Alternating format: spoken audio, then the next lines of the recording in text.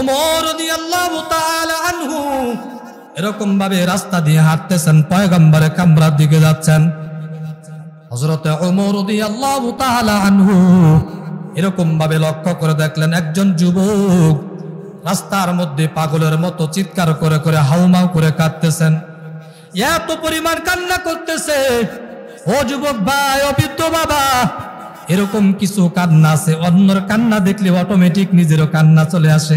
ওমর রাদিয়াল্লাহু তাআলা আনহু এরকম ভাবে একজন যুবক পাগলের মতো হাউমা করে চিৎকার করে করে কান্না করতেছে। ওমর রাদিয়াল্লাহু তাআলা আনহু ওই যুবকের কান্না দেখে নিজের চোখ দিয়ে অটোমেটিক পানি পড়তে শুরু হয়ে গিয়েছে। ওমর রাদিয়াল্লাহু তাআলা আনহু যুবককে ডাক দিয়া বলে, এরে যুবক, কি কারণে তোমার এত কান্না? কি হয়েছে একটু বলো। ওই যুবকটা কিচ্ছু বলে না, শুধু চোখ দিয়ে বেয়ে বেয়ে পানি পড়ে আর একটাই কথা বলে, আল্লাহ আমাকে মাফ করবেনি। আর কোনো জবাব দেয় না। ওমর রাদিয়াল্লাহু তাআলা আনহু অনেকবার তাকে জিজ্ঞাসা করলেন, কোনো জবাব নাই। ওমর রাদিয়াল্লাহু তাআলা আনহু পয়গম্বরের দরবারে চলে গেলেন। পয়গম্বরের কামরায় যখন চলে গেলেন, ওমর রাদিয়াল্লাহু তাআলা আনহু চোখ দিয়ে বেয়ে বেয়ে পানি পড়ে।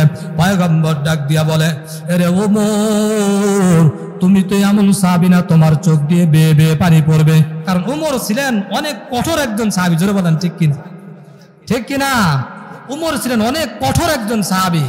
আবার এটাও মানতে হবে তারা তো ছিলেন নবীর নিজ হাতে গড়া সাহাবী। ওমর রাদিয়াল্লাহু তাআলা আনহু এমন ভাবে কান্না করতেছে, পয়গম্বর ডাক দিয়া বলে, রে ওমর, কি হয়েছে একটু বলো। ওমর রাদিয়াল্লাহু তাআলা আনহু বলে, ও পয়গম্বর, আমি যখন আপনার দরবারে আসতেছি, একজন যুবক ওই রাস্তার মধ্যে বসে এমন ভাবে পাগলের মতো কান্না করতেছে, এত পরিমাণ কান্না করতেছে, তার কান্না দেখে দেখে আমিও কান্না করতেছি, আটকায় রাখতে পারি না। সুবহানাল্লাহ। বলে, কি হয়েছে? বলে না, শুধু একটাই কথা বলে, আল্লাহ আমাকে মাফ করবেনি। পয়গম্বর আমার ওমর রাদিয়াল্লাহু তাআলা আনহুকে বললেন, ও সাহাবী, যাও যাও ওই যুবককে আমার কাছে নিয়ে আসো। ওমর রাদিয়াল্লাহু তাআলা আনহু ওই যুবককে যখন নিয়ে আসলো, যুবক কেমন ভাবে আরো বেশি কান্না করতে শুরু করে দিয়েছে, কেমন যেন হাউমাউ করে কান্না করতেছে। পয়গম্বর ডাক দিয়া বলে, আরে যুবক, একটু চুপ করো, কি হয়েছে একটু বলো। ওই ব্যক্তি বলে না, কিচ্ছু বলে না, শুধু পাগলের মতো কান্না করে আর বলে, আল্লাহ আমাকে মাফ করবেনি। পয়গম্বর জানার চেষ্টা করে, কিচ্ছু বলে না। পয়গম্বর একটা পর্যায়ে বলে ফেলে, এরে ব্যক্তি, আরে যুবক, তোমার গুনাহ কি এত পরিমাণ বড় হয়েছে? তোমার গুনাহ বড় না আল্লাহর আরশ বড়? ওই যুবক ডাক দিয়ে বলে, আল্লাহর আরশ বড় না, আমার গুনাহ বড়। এরকম ভাবে 3 বার বলে ফেললেন।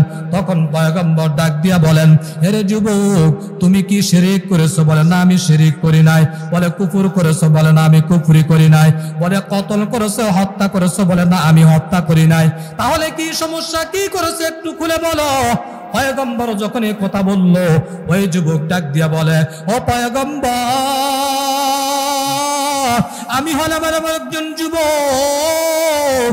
আমি এরকম ভাবে আমার এলাকার মধ্যে যখন কোনো ব্যক্তি মৃত্যুবরণ করে, যখন এলাকাবাসী যখন তাকে এরকম ভাবে জানাজা নামাজ পড়াইয়া দাফনের কাফন পরাইয়া কবরের মধ্যে শুয়াইয়া দেয়, যখন সকলেই যখন কবরস্থান থেকে চলে যায়, আমি গভীর রাত্রে এরকম ভাবে প্রত্যেকটা লাশের কাপড়গুলো খুলে খুলে, কাফনের কাফনগুলো খুলে খুলে এরকম ভাবে বাজারে বিক্রি করে করে আমার জিন্দেগি চালাই, সংসার চালাই।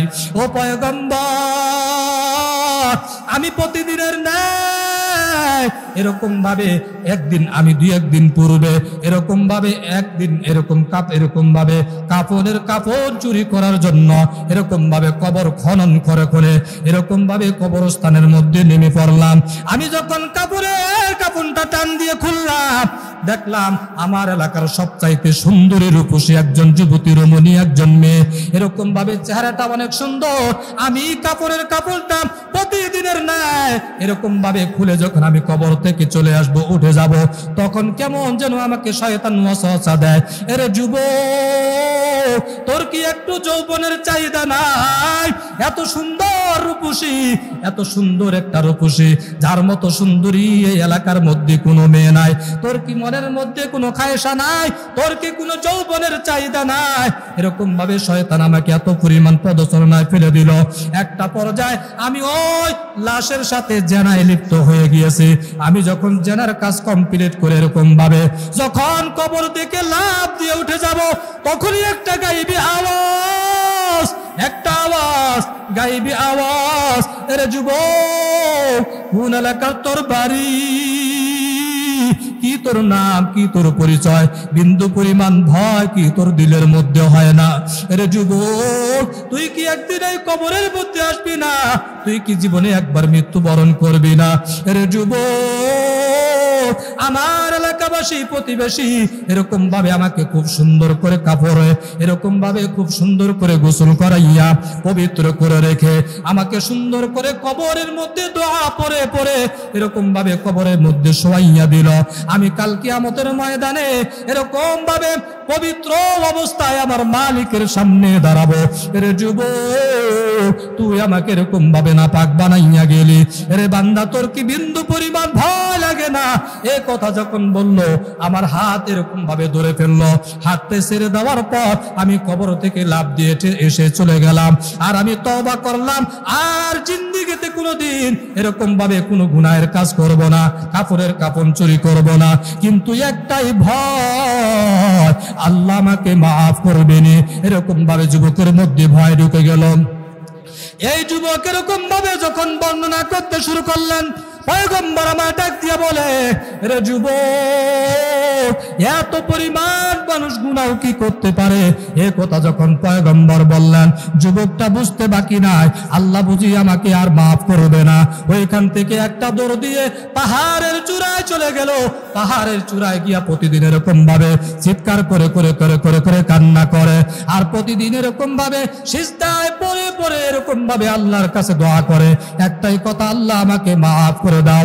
একটা পর্যায়ে সাইয়্যিদুল ইস্তিগফার পাঠ করে আল্লাহর কাছে দোয়া করে, ও দয়ার মালিক, আমাকে সবাই তাড়াইয়া দিল, এলাকাবাসী আমাকে তাড়াইয়া দিল, সাহাবা একরাম আমাকে মাফ করতে পারলো না, পয়গম্বর আমাকে মাফ করার আশ্বাস দিতে পারলো না। ও দয়ার মালিক, আপনি তো হাজিরিন, আপনি তো নাজিরিন, আল্লাহু হাজিরিন, আল্লাহু নাজিরিন। ও দয়ার মালিক, আপনি যদি মাফ না করেন, আপনি হলেন গফফার, আপনি হলেন রহমান, আপনি হলেন রহিম। এরকম ভাবে নাম ধরে ধরে যখন দোয়া করতেছে, আল্লাহ পাকের কুদরতি ভাবে এরকম ভাবে ঠোস লেগে গেছে। আমার আল্লাহ এরকম ভাবে তার জিন্দেগীর সব গুনাহগুলোকে মাফ করে দিয়েছেন। ইয়া ইলাহি তু মেরা গফফার है, या इलाही तू मेरा सत्तार है, या इलाही तू मेरा हन्नान है, या इलाही तू मेरा मन्नान है, या इलाही मुझसे मुझको दूर कर, ताकि देखो मुझ में तुझको एक नजर। এরকম ভাবে জিবরাইল আমিনের কাছে এরকম ভাবে কোরআনের আয়াত নাজিল করাইয়া পয়গম্বরের কাছে পাঠাইয়া দেয়। ও পয়গম্বরের কাছে জিবরাইল আমিন বলে, হে ও পয়গম্বর, জিবরাইল আমিন পয়গম্বরকে দুইটা প্রশ্ন করলেন। প্রথম প্রশ্ন করলেন, ও পয়গম্বর, এত বিশাল আসমান জমিনকে সৃষ্টি করেছে? পয়গম্বর আমার ডাক দিয়া বলে, ও জিবরাইল, এত বিশাল আসমান জমিন আমার আল্লাহ সৃষ্টি করেছেন। দ্বিতীয় প্রশ্ন করলেন, ও পয়গম্বর, এত বিশাল আসমান জমিনের মধ্যে যত মাখলুকাত রয়েছে, সকল মাখলুকাতের রজ্জাককে? পয়গম্বর ডাক দিয়া বলেন, এত বিশাল আসমান জমিনের মধ্যে যত মাখলুকাত রয়েছে, আমি সহ সকল মাখলুকাতের রজ্জাক হলেন আমার আল্লাহ। যারা বলেন কে? আল্লাহ পাক রব্বুল আলামিন।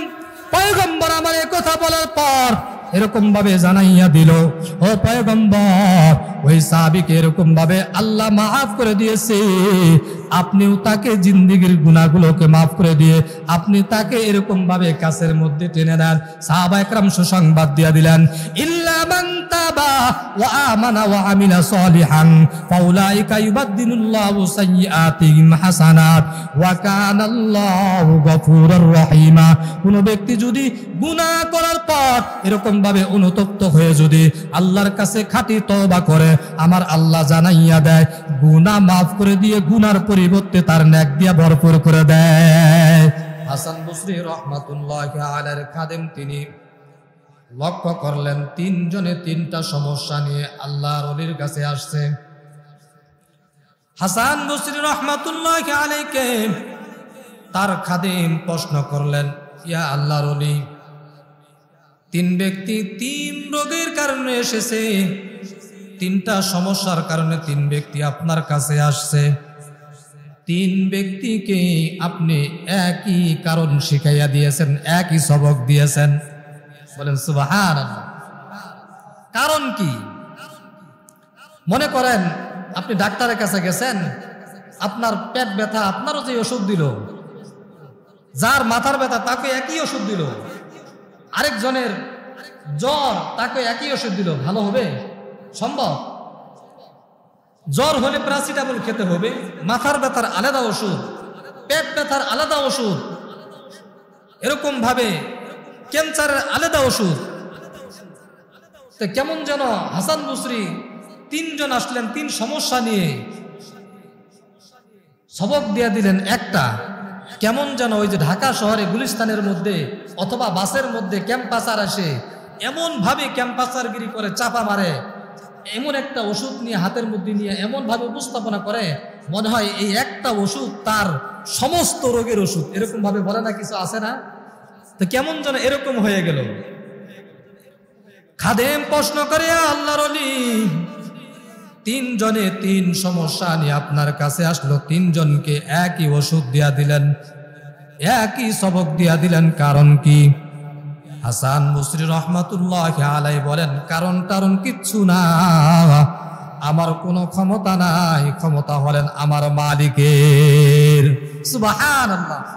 হাসান বসরি রাহমাতুল্লাহি আলাইহি জানাইয়া দেয় কোরআনের আয়াত, ফাকুলতু আস্তাগফিরু রাব্বাকুম ইন্নাহু কানা গফফারা ইরসিলিস সামাআ আলাইকুম মিদরারা ওয়া ইউমদিদুকুম বিআমওয়ালিন ওয়া বানিনা ওয়া ইয়াজআল লাকুম জান্নাত ওয়া ইয়াজআল লাকুম আনহারা।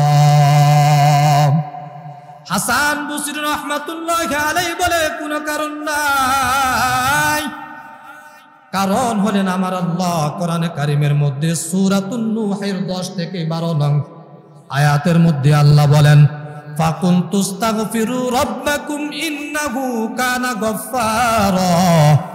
হে দুনিয়ার মানুষ, শুনে নাও, তোমরা আল্লাহর কাছে বেশি বেশি ইস্তেগফার পাঠ করো, তওবা করো, ইস্তেগফার পাঠ করো। তওবা ইস্তেগফার পাঠ করলে কি লাভ হবে? আল্লাহ জানাইয়া দেয়, বান্দা যখন বেশি বেশি তওবা ইস্তেগফার পাঠ করবা, আল্লাহ তোমার জিন্দেগীর সব গুনাহগুলোকে মাফ করে দিবেন। সুবহানাল্লাহ। ইরসিলিস সামাআ আলাইকুম মিদরারা ওয়া ইউমদিদুকুম বিআমওয়ালিন ওয়া বানিনা ওয়া ইয়াজআল লাকুম জান্নাত। আল্লাহ দ্বিতীয় আয়াতের মধ্যে জানাইয়া দেয়, এ বান্দা, তোমার বৃষ্টির দরকার, ফসলাদি নষ্ট হয়ে যাইতেছে, তওবা ইস্তেগফার পাঠ করার পর আল্লাহর কাছে বৃষ্টি চাও, আল্লাহ বৃষ্টি বর্ষণ করে দিয়ে পানি দিয়ে ভরপুর করে দিবে। ওয়া ইয়াজআল লাকুম আনহারা। শুধু তাই না, আমার আল্লাহ জানাইয়া দিল, তোমার সন্তান নাই, সন্তানের প্রয়োজন। হে বান্দা, তুমি আল্লাহর কাছে ইস্তেগফার পাঠ করার পর, তওবা করার পর, খাঁটি তওবা করে, তওবাতুন নাসুহা করে আমার আল্লাহর কাছে যদি বান্দা তুমি চাও, আল্লাহ তোমার এরকম ভাবে সন্তান নাই, নিঃসন্তান সন্তান দিয়ে দিবেন, কারণ সন্তানের মালিক কে? আরো জোরে বলি, কে? আমার আল্লাহ সন্তানের মালিক, সন্তান দেওয়ার মালিক আল্লাহ। সন্তান দুনিয়া থেকে নিয়ে যাওয়ার মালিক আল্লাহ। জোরে বলেন ঠিক কিনা? হাসান বসরি রহমাতুল্লাহ আলাইহি এই আয়াত জানায়া দিলেন আল্লাহ পাক রব্বুল আলামিন এরকম ভাবে ওই ব্যক্তি যে প্রথম এসেছিলেন হাসান বসরি রহমাতুল্লাহ আলাইহির কাছে, হে আল্লাহর ওলি, কয়েকদিন যাব এরকম ভাবে কূপের পানি শুকাইয়া গেছে, কূপের পানি নাই।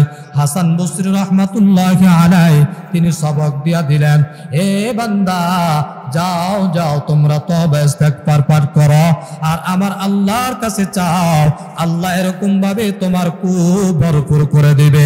হাসান বসরি কথা বলার পর কিছুক্ষণ পর তারা গিয়া দেখে ওই কূপটা পানি দ্বারা ভরপুর হয়ে গিয়েছে। সুবহানাল্লাহ। তারপর এরকম ভাবে ফসল আদি নষ্ট হয়ে গিয়েছে। হাসান বসরি রহমাতুল্লাহ আলাইহি সবক দেওয়ার পর ওই ব্যক্তিরা তওবা ইস্তেগফার পাঠ করে আল্লাহর কাছে যখন বৃষ্টি চেয়েছে, আমার আল্লাহ তাদের দোয়া কবুল করে এরকম ভাবে বৃষ্টি বর্ষণ করে তাদের ফলগুলা ফসলাদিগুলা এরকম ভাবে সতেজ করে দিয়েছে, ঠিক করে দিয়েছে। যারা বলেন সুবহানাল্লাহ। তাহলে তওবা ইস্তেগফারের ফজিলত আছে না নাই? আরো জোরে বলে আছে না নাই? আছে। কেমন ফজিলত? বলে এই তওবা ইস্তেগফারের মাধ্যমে বান্দা যখন গুনাহ করে তখন রিজিকের সংকীর্ণ হয়ে যায়, আর তওবা ইস্তেগফার পাঠ করার কারণে রিজিকের প্রশস্ততা করে দেন আমার আল্লাহ। সুবহানাল্লাহ। নবীরা হলেন নিষ্পাপ মাসুম, বেগুনাহ মাসুম।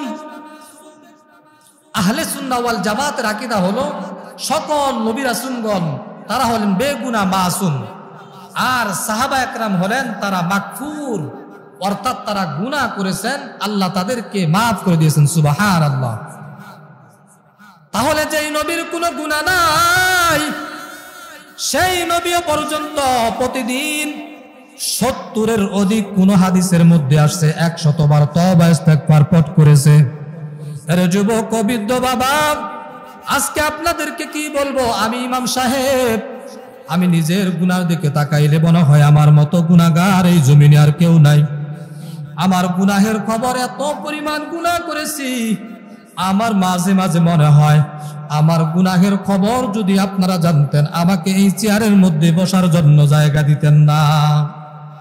আমার গুনাহের খবর যদি আপনারা জানতেন এই জায়নামাজের মুসল্লা ইমামতি করার জায়গা দিতেন না। মাঝে মাঝে বালিশের মধ্যে মাথাটা লাগায় চিন্তা করি, যে পরিমাণ গুনাহ করেছি, এই গুনাহ খবর যদি এরকম ভাবে আমার বিবি জানতো, আমার স্ত্রী জানতো, আমাকে স্বামী বিলা পরিচয় দিত না। মাঝে মাঝে মনে হয় আমার গুনাহের খবর যদি আমার মা বাবা জানতো, তারা সন্তান বিলা পরিচয় দিত না। এরে বাবা, এজন্য তওবা ইস্তেগফার এত পরিমাণ বেশি করার দরকার, যাতে করে আল্লাহ জিন্দেগীর সব গুনাহগুলো মাফ করে দেয়। যারা বলেন ঠিক কিনা? তওবা করতে হবে বেশি বেশি। সাহাবায়ে কেরামগণ তওবা করেছেন।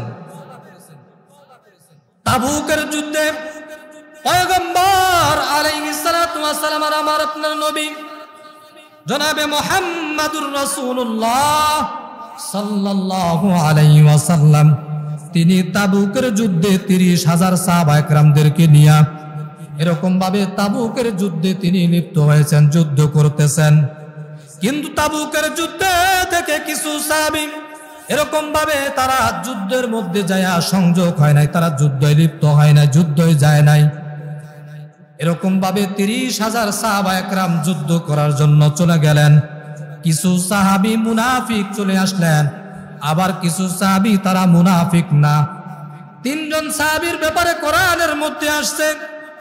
কাব বিন মালিক রাদিয়াল্লাহু তাআলা আনহু, 2 নাম্বার হেলাল বিন উমাইয়া রাদিয়াল্লাহু তাআলা আনহু, 3 নাম্বার মুরারা বিন রাবি রাদিয়াল্লাহু তাআলা আনহু। এই 3 জন সাহাবী এরকম ভাবে তাবুকের যুদ্ধের মধ্যে তারা যায় নাই। পয়গম্বর যখন যুদ্ধ বিজয় লাভ করে যখন কামরায় চলে আসছেন, সকল সাহাবায়ে কেরামদেরকে নিয়ে ঈমান দীপ্ত ঘটনা বলি বলতেছেন, শুনাইতেছেন। ইতিমধ্যে কাব বিন মালিক রাদিয়াল্লাহু তাআলা আনহু নবীর কামরায় গিয়া, নবীর দরবারে গিয়া সালাম দেয়। আসসালাতু ওয়াসসালামু আলাইকা ইয়া রাসূলুল্লাহ।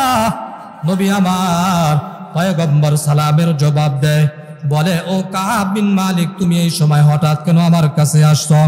কাআব বিন মালিক রাদিয়াল্লাহু তাআলা আনহু বলে, ও পয়গম্বর, আপনি আমাদেরকে মাফ করবেননি, আমাকে মাফ করবেননি। পয়গম্বর ডাক দিয়া বলে, রে কাআব, কি করেছো যার কারণে আমি তোমাদেরকে মাফ করব না, তোমাকে মাফ করব না? কাআব বিন মালিক রাদিয়াল্লাহু তাআলা আনহু বলেন, ও পয়গম্বর, আপনারা সকলে এরকম ভাবে তাবুকের যুদ্ধে গিয়ে যুদ্ধ করেছেন, কিন্তু আমি যুদ্ধের মধ্যে যাই নাই। যুদ্ধ যাওয়ার সময় আমি নিজে ফিরে চলে আসছি, যুদ্ধের মধ্যে আমি যাই নাই। পয়গম্বর ডাক দিয়া বলে, কেন যাও নাই বলো? কাআব বিন মালিক সত্যটা বলে দিয়েছেন, অলসতার কারণে যাই নাই। সত্য বলে দিয়েছেন, অলসতার কারণে যাই নাই। পয়গম্বর ডাক দিয়া বলে, কাআব, তোমার সাথে আর কে ছিল যায় নাই? বলে, হেলাল বিন উমাইয়া রাদিয়াল্লাহু তাআলা আনহু, তিনিও যুদ্ধের মধ্যে যায় নাই। আর কে যায় নাই? বলেন মুরারা বিন রাবি রাদিয়াল্লাহু তাআলা আনহু, তিনিও যুদ্ধের মধ্যে যায় নাই। পয়গম্বর ডাক দিয়া বলে, তোমরা এখন যাও, তোমরা যাও, তুমি যাও। এরকম ভাবে যখন কাআব বিন মালিক চলে গেলেন, পয়গম্বর আবার সকল সাহাবায়ে কেরামদেরকে ডেকে জানাইয়া দিল, ও সাহাবায়ে কেরাম, আল্লাহর আদেশ হওয়া পর্যন্ত ওই তিনজনের সাথে তোমরা কেউ কোনোদিন কথা বলবা না। সুবহানাল্লাহ। পয়গম্বর জানাইয়া দিলেন, আল্লাহর আদেশ আসার আগ পর্যন্ত কোন সাহাবী তাদের সাথে লেনদেন করবা না, চলাফেরা করবা না, কথা বলবা না, সালামের জবাব দিবা না। বলেন তো, যদি আপনার বাড়ির প্রতিবেশী, আপনার ঘরের সাথে যে ঘর, ওই ব্যক্তি যদি আপনার সাথে কথা না বলে, আপনার দিকে নাও তাকায়, আপনি কথা বলতে চাইলে তাও না কথা বলে, ভালো লাগবে? এমনকি আপনার ঘরের বিবিও যদি আপনার সাথে কথা না বলে, ভালো লাগবে না খারাপ লাগবে? খারাপ লাগবে। কাআব বিন মালিক রাদিয়াল্লাহু তাআলা আনহু পয়গম্বর থেকে সরে গিয়ে যখন ঘরের সামনে চলে যায়, বাড়ির দরজার সামনে গিয়ে সালাম দেয়, আসসালামু আলাইকুম ইয়া আহলাল বাইত। তার বিবি ঘর থেকে সালামের জবাব দেয়, বলে, স্বামী আমার। এরকম যখন কাআব বিন মালিক তার বিবিকে দরজা খোলার জন্য বলে, কাআব বিন মালিকের স্ত্রী বিবি তখন এরকম ভাবে দরজা খুলে না, বলে, না না, তোমাকে ঘরের মধ্যে ঢুকতে দেওয়া হবে না, এমনকি তোমার সাথে আর কথা বলাও হবে না। কাআব বিন মালিক রাদিয়াল্লাহু তাআলা আনহু বললেন, আরে বিবি, কি হয়েছে তোমার? কি সমস্যা? কি আমি অপরাধ করে ফেললাম যার কারণে তুমি হঠাৎ করে আমার সাথে কথা বলো না? কাআব বিন মালিক রাদিয়াল্লাহু তাআলা আনহু এই কথা বলার পর তার বিবি জানাইয়া দেয়, ও প্রাণের স্বামী আমার, আমি আপনাকে অনেক ভালোবাসতাম, আমি আপনাকে ভীষণ ভালোবাসতাম, অনেক ভালোবাসতাম, কারণ আপনি হলেন পয়গম্বরের সাহাবী। আপনাকে আমি ভালোবেসেছি কারণ আপনি আমার হলেন স্বামী। আজকে আপনাকে এরকম ভাবে ঘরের মধ্যে ঢুকতে দেওয়া হবে না। শুধু তাই না, আপনার সাথে আর কথাও বলা হবে না। কারণ হলো, যা সকল সাহাবী আপনার সাথে কথা বলে না, কোনো সমস্যা ছিল না। এলাকার সকলেই যদি কথা না বলতো, আমার কোনো সমস্যা ছিল না। কিন্তু পয়গম্বর আমার আপনার নবী পয়গম্বর যখন কথা বলতে নিষেধ করেছেন, অতএব আমি আপনার সাথে কথা বলবো না। আপনি যদি এই দরজা দিয়ে আমার ঘরে ঢুকেন, তাহলে আপনি যেই দরজা দিয়ে আমাকে ঢুকাইছেন, আমি এই দরজা দিয়ে বের হয়ে আজীবনের জন্য চলে যাব। সুবহানাল্লাহ। এটা ছিল সাহাবায়ে কেরামদের নবীর প্রতি ভালোবাসার বহিঃপ্রকাশ। কাআব বিন মালিক রাদিয়াল্লাহু তাআলা আনহু ঘর থেকে বের হয়ে গেলেন। এরকম ভাবে হেলাল বিন উমাইয়া রাদিয়াল্লাহু তাআলা আনহুর কানের মধ্যে আওয়াজ চলে গেলেন। কোন সাহাবী এরকম ভাবে তাদের সাথে কথা বলে না, পয়গম্বর তাদের সাথে কথা বলে না। তখন তারা যখন সাহাবায়ে কেরামদেরকে সালাম দেয়, তারা মুখটা ফিরাইয়া নেয়, কেউ তাদের সাথে কথা বলে না, কোনো লেনদেন করে না, চলাফেরা করে না। কাআব বিন মালিক রাদিয়াল্লাহু তাআলা আনহু একেবারে অনুতপ্ত হয়ে মালিকের কাছে তওবা করে, দয়ার মালিক, ও আল্লাহ, এরকম ভাবে আল্লাহর পয়গম্বরের সাথে গাদ্দারি করেছি। ও আল্লাহ, আপনি আমাদেরকে মাফ করে দেন। যখন হেলাল বিন উমাইয়া রাদিয়াল্লাহু তাআলা আনহুর কানে চলে গেলেন, তিনিও তার ঘরের মধ্যে যায়, দরজা খুলে না। এরকম ভাবে কোন সাহাবী তার সাথে কথা বলে না। তিনি সালাম দিলে সকলেই তার চেহারাটা এরকম ভাবে তার দিক থেকে ফিরাইয়া নেয়। হেলাল বিন উমাইয়া রাদিয়াল্লাহু তাআলা আনহু তাফসীরের মধ্যে আসছে এরকম ভাবে একটা রশি নিয়া দুইটা হাত এরকম ভাবে এত শক্ত ভাবে বেঁধে ফেলেছেন, এত শক্ত ভাবে বেঁধে ফেলেছেন, শক্ত করে বেঁধে বাঁধার কারণে এরকম ভাবে তাফসীরের মধ্যে আসছে ওই দিন থেকে ঘা হতে শুরু হয়ে গিয়েছে। একদিন দুই দিন না, এরকম ভাবে হেলাল বিন উমাইয়া রাদিয়াল্লাহু তাআলা আনহু সাহাবা একরামরা যখন তার দিক থেকে চেহারাটা ফিরাইয়া নেয়, তার বিবিও তার সাথে কথা বলে না।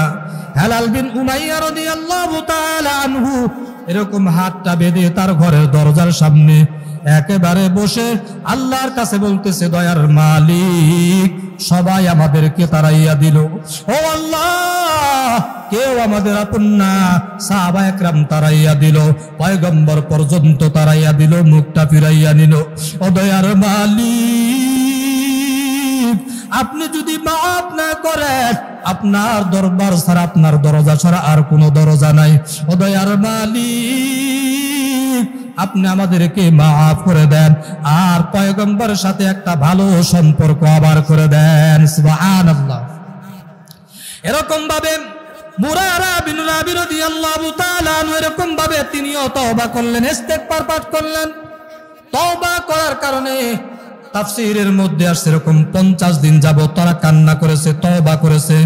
50 দিন যখন হয়ে গেলেন, আমার আল্লাহ তাদের তওবা, তাদের দোয়া এরকম ভাবে অন্তরে ঠোস লেগে গেছে। আমার পয়গম্বরকে এরকম ভাবে আমার মালিক, আমার আল্লাহ এরকম ভাবে কোরআনের আয়াত সূরাতুত তাওবা 118 নং আয়াতের মধ্যে আল্লাহ পাক রব্বুল আলামিন বলেন, ওয়া আলা সালাসাতিল্লাযিনা খুলিফু, আল্লাহ সুসংবাদ জানাইয়া দিলেন, জিবরাইলের মাধ্যমে জানাইয়া দিলেন, ও পয়গম্বর, আপনার ওই সাহাবী এরকম ভাবে এমন ভাবে আল্লাহর কাছে তওবা করেছে, তওবা করার কারণে আমার আল্লাহ তাদেরকে এরকম ভাবে ও পয়গম্বর জিবরাইলের মাধ্যমে জানাইয়া দিলেন, ও হাবিব আমার, ও পয়গম্বর, আপনি শুধুমাত্র একজন নবী, আপনি শুধুমাত্র একজন রাসূল, আপনি তো খালেক না। আমার খালেক যিনি একেবারে মাফ করে দিয়েছেন ওই তিনজন সাহাবীকে, কাব বিন মালিক রাদিয়াল্লাহু তাআলা আনহু, হেলাল বিন উমাইয়া রাদিয়াল্লাহু তাআলা আনহু, মুরারা বিন রাবি রাদিয়াল্লাহু তাআলা আনহু, এই তিনজনকে আপনি এরকম ভাবে যুদ্ধে না যাওয়ার কারণে তাদের থেকে আপনি মুখটা সরাইয়া নিতেছেন, এরকম ভাবে তাদের সাথে কথাবার্তা বলেন না। আপনি তো খালেক না। আমার আল্লাহ তাদের তওবা এরকম ভাবে কবুল করেছে, একেবারে তাদের জিন্দেগীর সব গুনাহগুলোকে মাফ করে দিয়েছে। কি পরিমাণ তারা অনুতপ্ত হয়েছে। আর আমাদের মধ্যে আমরা এত পরিমাণ গুনাহ করি, তওবা তো করব দূরের কথা, তওবার ফজিলত পর্যন্ত জানার চেষ্টা করি না। জোরে বলেন ঠিক কি না? আছে না এরকম ব্যক্তি, জিন্দেগি ভরা গুনাহ করতে করতে জিন্দেগি শেষ, মৃত্যু পর্যন্ত তওবা করে না। এরকম হতভাগা সমাজে দুই একজন আছে না? নাই? আছে ভাই, আছে আছে। এজন্য বাবা, কি পরিমাণ গুনাহ করেছো, পাহাড় পরিমাণ গুনাহ করেছো।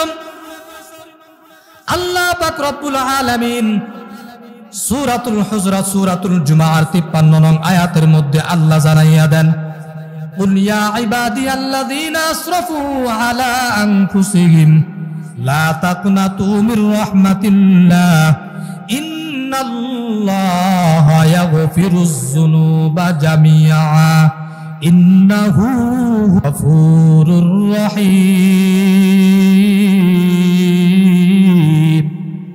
আমার আল্লাহ পাক রব্বুল আলামিন জানাইয়া দেয়, আরে দুনিয়ার মানুষ, পাহাড় পরিমাণ গুনাহ করেছো, এত পরিমাণ গুনাহ করেছো, জিন্দেগি ভরা ভরা গুনাহ করে ফেলেছো। আরে বান্দা, তুমি নৈরাশ হয়ে যাও না, নৈরাশ হয়ে যাও না। এরকম ভাবে যত পরিমাণ গুনাহ করেছো যদি খাঁটি তওবাতুন নাসুহা করতে পারো, আল্লাহ পাক রব্বুল আলামিন বলেন ইয়া আইয়ুহাল্লাযীনা আমানু তুবু ইলাল্লাহি তাওবাতুন নাসুহা। যে ব্যক্তি খাঁটি তওবা করবে, একেবারে খাঁটি তওবা করবে, মিথ্যা বলেছি আর জিন্দেগিতে মিথ্যা বলবো না, শুধু ইস্তেগফার ইস্তেগফার তওবা তওবা কথা বললে তওবা না। আমি আজকে তওবা করলাম আর জিন্দেগিতে জানা করব না, এর মানে হলো আর জিন্দেগিতে কোনোদিন জানা করব না।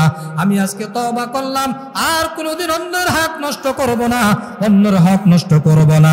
তার মানে এই না আজকের জন্য শুধু তুই তাই না, মৃত্যু পর্যন্ত আর কোনোদিন অন্যের হক নষ্ট করব না।